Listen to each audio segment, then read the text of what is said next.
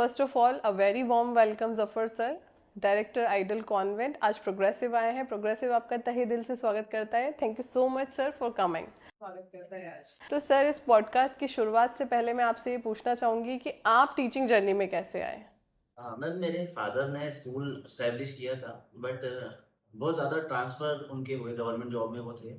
तो फिर जब मेरी स्कूलिंग हुई, ग्रेजुएशन हुआ, तो उन्होंने मुझे मेरे सामने यही चॉइस रखी थी कि आपको स्कूल सँभालना है या आप कहीं बाहर जाके कुछ और करना चाहते हैं। तो जब मुझे एक बेस दिख रहा था और मेरा इंटरेस्ट भी था, क्योंकि मैं उनके साथ स्कूल जाता था, वहाँ चीज़ों को समझता था, तो बस वहीं मुझे इंटरेस्ट डेवलप हो गया कि मुझे बाहर नहीं जाना, मुझे यहीं रहना है। मतलब आपके साथ भी रहना हो जाएगा और स्कूल में ही संभालना है। तो फिर धीरे-धीरे सब्जेक्ट्स लिए, पढ़ाना शुरू करा। पहले इंग्लिश पढ़ाया, अच्छा लगा, देन धीरे-धीरे अकाउंट्स मुझे बहुत पसंद था। मेरा सब्जेक्ट अकाउंट्स था और काफ़ी स्ट्रॉन्ग था। तो फिर मैंने 11th-12th में अकाउंट्स पढ़ाना शुरू कर दिया। जैसा कि सर मैं समझ पा रही हूँ कि आपने पहले एक टीचर की तरह काम किया है और उसके बाद आप मैनेजमेंट में आए हैं। तो आपने जब टीचर की तरह काम किया और जब आप मैनेजमेंट में आए हैं, तब से लेके आज तक में कितने चेंजेस आए हैं। पहले जब हम पढ़ते थे तो एक्चुअली हम एक रोड लर्निंग मेथड से पढ़ते थे। इवन सभी पूरे एरिया का, पूरी जगह का ट्रेंड यही था कि हमें आंसर्स याद करना है, परसेंटेज बनाना है। बट जो एनईपी कह रही है, और फिर उसके बाद बीच में भी थोड़ा-थोड़ा चेंजेस आते गए, पर अब एकदम सडन चेंजेस हैं। एनईपी फाउंडेशन स्किल्स में तो आप भी इसमें बेहतर समझते हैं कि बच्चों को बैकलेस बनाना चाह रही है। तो वो चाह रही है कि प्रैक्टिकल बेस्ड लर्निंग्स बच्चों पर आए, वो स्किल डेवलप करें, उनकी कम्युनिकेशन स्किल्स अच्छी हो, पब्लिक स्पीकिंग में एबिलिटीज़ उनमें हो। ना कि सिर्फ आंसर्स याद करके और मार्क्स लेकर आ जाए। रिसेंटली आपने आपका प्री स्कूल अपग्रेड किया है। जैसे कि आप पहले से एग्जिस्टिंग स्कूल हैं, तो प्री स्कूल को सेपरेट कर कर अपग्रेड करना किसी और ब्रांड के साथ आपको रिस्की नहीं लगा।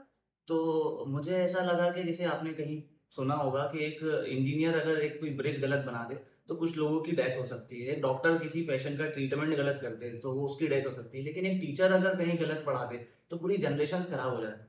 उस थॉट को मैंने देखा और मुझे प्रोग्रेसिव ग्लोबल जैसे ही कहीं पे मिला, मैं सर से आपसे पहले से टच में था, तो मुझे लगा ये टाइम है अपग्रेड करने का, टीचर्स को ट्रेन करने का। जो चीज़ हमसे छूट रही है, हम उसको आपके कोलैबोरेशन के साथ, आपके सपोर्ट के साथ बहुत ज़्यादा अच्छे से कर पाएँ। बस इस आइडिया को लेके हमने वो काम। सर, प्री स्कूल को अपग्रेड करने का जब आपके पास थॉट आया, तो कितने सारे क्वेश्चंस आपके मन में थे और किस तरह से प्रोग्रेसिव ग्लोबल ने आपको सपोर्ट किया या किस तरह के सपोर्ट वो आपको देते हैं, मैं इसके बारे में जानना चाहूँगी। मैम, प्रोग्रेसिव ग्लोबल हमें टीचर्स ट्रेनिंग में हेल्प कर रहा है, हमारे लेसन प्लान्स को अपडेट करने में हेल्प कर रहा है, बच्चों की जितनी भी एक्टिविटीज़ होती हैं, क्योंकि प्रोग्रेसिव एक अच्छा नाम है इस एरिया का, और कहीं दूर जाके कनेक्ट करने से अच्छा है कि जो नॉन है और काफ़ी ज़्यादा क्लोज हैं, उनसे हम सीखें। तो ये सारी सर्विसेज बच्चों में ट्रेनिंग, मतलब टीचर्स ट्रेनिंग स्पेशली, क्योंकि टीचर्स ट्रेन होगा तो बच्चे अपने आप अच्छे हो जाएंगे। लेसन प्लान्स प्रोवाइड करना, एक्टिविटीज़ कैलेंडर प्रोवाइड, जिससे कि बच्चों में बहुत ज़्यादा चेंजेस हमें देखने को, अभी तो रिसेंटली 3 मंथ्स ही हुए हैं, पर उसमें भी हमें काफ़ी फ़र्क देखने को मिला। सर, जब आपने प्री स्कूल अपग्रेडेशन का आइडिया मन में लाया और उसके बाद जब सबसे पहले ये थॉट टीचर्स को बताया, तो टीचर्स का रिएक्शन क्या था। मैम, फर्स्ट रिएक्शन तो उनका यही था कि आप और किसी को भी हमें सुनना पड़ेगा और किसी को भी हमें झेलना पड़ेगा। वैसे ही तो हमारे टीचर्स, हमारे स्कूल वाले हमें कम परेशान नहीं करते, बट धीरे-धीरे उनको जब ट्रेनिंग्स मिली, तो वो समझते गए कि नहीं, बहुत कुछ सीखने को मिलता है। उनको एक तरह से स्किल्ड होने का एक अपॉर्च्युनिटी मिली है यहाँ पे। प्रोग्रेसिव के साथ इनिशियल लेवल पे जब आपने काम स्टार्ट किया था, तो उनकी वर्किंग आपको स्टार्टिंग में कैसी लगी थी।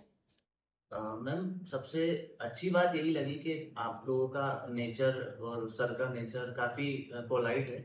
जहाँ-जहाँ जहाँ मॉडरेशन की ज़रूरत लगी, ऐसा नहीं किया आपने कि एक पूरी तरह से पेपर्स दे दिए कि ऐसे ही काम करना है। आपको स्कूल, एरिया, कल्चर सब समझने के बाद उस चीज़ को दिया।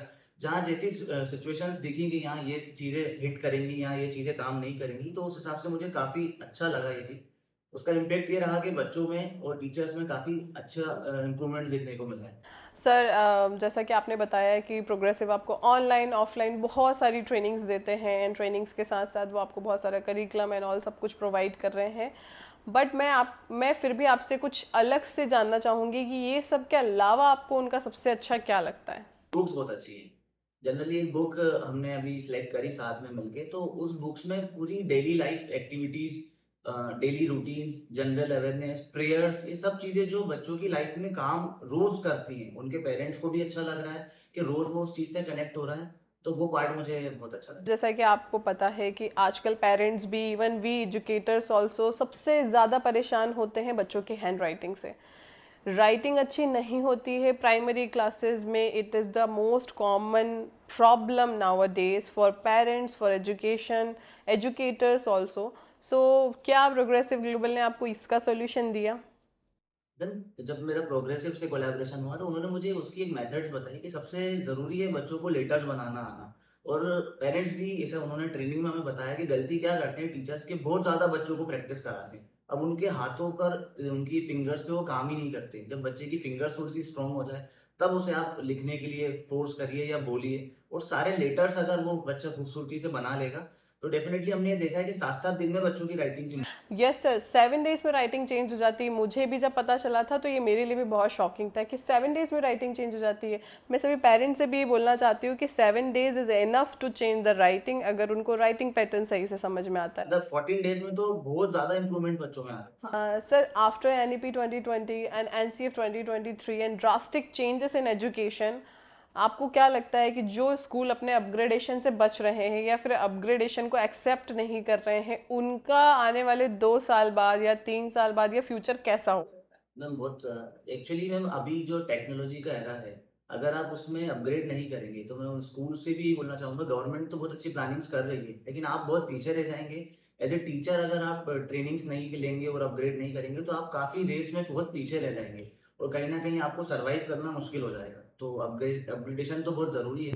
स्कूल ओनर्स स्ट्रगल करते हैं क्योंकि वो अपग्रेड करना तो चाहते हैं, लेकिन उनके पास बजट नहीं है। तो उन लोगों से मैं बोलना चाहूँगा, स्पेशली जो भी टाउन्स और टियर 3 सिटीज़ में स्कूल चला रहे हैं, कि आप प्रोग्रेसिव ग्लोबल से कनेक्ट करें। आपको बहुत ही अच्छे बजट में आपकी एरिया के अकॉर्डिंग एक बेहतर प्रोग्राम मिल जाएगा, जिससे आप अपग्रेड करेंगे और आने वाले टाइम में आप मतलब टेक्नोलॉजी के साथ, एआई के साथ और अच्छी अपग्रेडिंग स्किल्स के साथ आगे बढ़ेंगे, जो डेफ़िनेटली आपको कहीं न कहीं फ़ायदा पहुँचाएगा।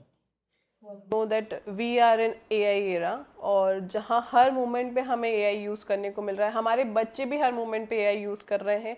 इतने ज़्यादा इन्वायरमेंट, AI इन्वायरमेंट में बच्चे को फ़ोन से दूर रखना, इस पे आप क्या बोलना चाहेंगे? क्या ये सही है या गलत? मैंने योगेश सर से ही सीखा है कि मैंने उन्हें एक जगह गेस्ट रूप में बुलाया था। हाँ। तो उन्होंने एक स्टेटमेंट दिया था पेरेंट्स के लिए कि अब आप बच्चों को टेक्नोलॉजी से दूर नहीं रख सकते। जैसे पेरेंट्स का कंसर्न होता है, वो हमारे पास भी आके कहते हैं मोबाइल चलाता है। आप स्क्रीन टाइम लिमिटेड कर सकते हैं, आप उनको फोकस कर सकते हैं कि इतना ही हम आपको फ़ोन का यूज़ करने देंगे। हाँ। लेकिन आज का बच्चा अगर टेक्नोलॉजी, एआई से दूर हो गया, तो वो सर ने ही मुझे बताया कि वो बेसिकली बहुत ज़्यादा दूर हो जाएगा, उसके फ्यूचर में अच्छी जगह जा उसको साथ लेके ही चलना, अगर अपग्रेड करना है तो ज़रूरी है। मेरा तो ये मानना है कि एआई को आप यूज़ करें, सीखें। बहुत सारी ट्रेनिंग्स एआई की लेकर एजुकेटर्स को मिल रही हैं, क्योंकि वो काम जो आप घंटों में करते थे, वो आप कुछ मिनटों में कर सकेंगे। सर, नेक्स्ट 3 ईयर में आप आपकी स्कूल जर्नी को कहाँ देखते हैं? मैं अपने स्कूल को एक प्रैक्टिकल लर्निंग सेंटर के रूप में देखना चाहता हूँ। कि जहाँ बच्चे सिर्फ रोड लर्निंग्स और मार्क्स के पीछे नहीं जाएँ, वो ऐसे एक ह्यूमन बीइंग की तरह सोसाइटी को मिलें, जो हर जगह अपनी छाप छोड़ के रखें। उनको नॉलेज हो, उनमें एटिकेट्स हों, उनमें बिहेवियर हो, क्योंकि आज के टाइम पर बच्चों में एटिकेट्स और मैनर्स की एक जनरल कंसर्न सभी लोगों को है। तो हम चाहते हैं कि बच्चा इतना अच्छा बने कि मुझे नहीं चाहिए मैम कि हर बच्चा 95% बना ले। अगर उसको नॉलेज होगा, तो डेफ़िनेटली वो परसेंटेज बना ही लेगा। लेकिन वो एक ओवरऑल ऐसा ह्यूमन बीइंग बन के सोसाइटी में आए कि लोगों को भी ये लगे कि वो सोचें कि जेन्युइनली हम जब हमारे स्कूल के बारे में वो बात करें, तो उन्हें लगे कि नहीं यार, ये मशीन्स नहीं डेवलप किए जा रहे हैं, यहाँ पे एक बच्चे को अच्छा ह्यूमन बीइंग और एक